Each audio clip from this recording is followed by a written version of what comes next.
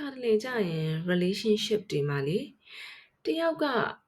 လိုချင်တာနဲ့တယောက်ကပေးချင်တာနဲ့ကမကိုက်ညီကြဘူးနှစ်ယောက်လုံးကတယောက်ကိုတယောက်ချစ်ကြလားဆိုတော့ချစ်တယ်ဒါပေမဲ့လည်းကောင်မလေးကလည်း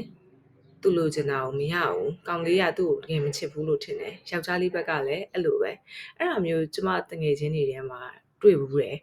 ဘယ်လိုလဲဆိုတော့ယောက်ျားလေးကကြတော့သူကအကုန်လုံးလုပ်ပေးချင်တဲ့ type တကယ် boyfriend material စစ်ပေါ့နော်အကုန်လုံးသူလာကြိုခြင်းနဲ့လိုက်ပို့ခြင်းနဲ့ဘယ်သွားခြင်းလဲဆိုလို့ရှိရင်ဒီနေ့ဟို gym သွားတာအစားတင်တန်းသွားတာအဆုံးအလုပ်သွားတာဖြစ်ဖြစ်အဲ့လိုမျိုးသူအကုန်လိုက်ပို့ခြင်းနဲ့ပြီးရင်သူလိုအပ်တဲ့ဟိုထားပါတော့ဗောနော် technical gadget တွေဝယ်တာပဲဖြစ်ဖြစ်အဲ့လို grocery ဝယ်တာဖြစ်ဖြစ်သူအဖော်လိုက်ခြင်းနဲ့အဲ့လိုမျိုးကောင်မလေးသွားသမျှနေရာတိုင်းကိုလည်းသူကအ company လုပ်ခြင်းနဲ့သူအကုန်သိခြင်းနဲ့အမြဲတမ်းသူဖုန်းခဏဆက်ခြင်းနဲ့ဒါပေမဲ့တစ်ဖက်ကကြတော့မိန်းကလေးရဲ့ချစ်ပုံချစ်နည်းကကြတော့ तू ကလူတစ်ယောက်ကိုချစ်ရင် personal space ပေးတာ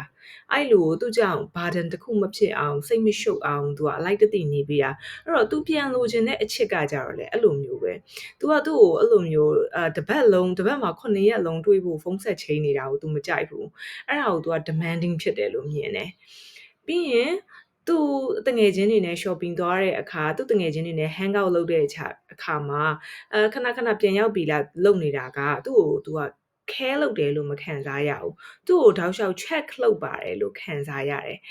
ယောက်ျား तू ကကြတော့ तू ချစ်တတ်တဲ့ပုံစံအဲ့လိုမျိုးလေ personal space ပေးချင်တာအဲ့တော့ခါကျတော့ကောင်လေးဖြစ်သူက तू တငယ်ချင်းတွေနဲ့ဘီယာဆိုင်ထိုင်နေတယ် तू ကတော့ဖုန်းဆက်မှာမဟုတ်ဘူးဘာလို့လဲဆိုတော့ तू ကချစ်တယ်ဆိုတာအဲ့လိုမျိုးလို့ तू ကခံယူထားလို့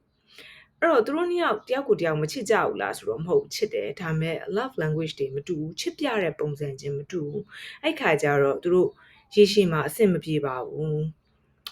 ဒါကတော့ဒီနေ့ thought of the day ကနေပြီးတော့ share လုပ်ချင်တဲ့အတွေ့အလေးဖြစ်ပါတယ်အားလုံးပဲကောင်းသောနေ့လေးပိုင်ဆိုင်ကြပါစေရှင်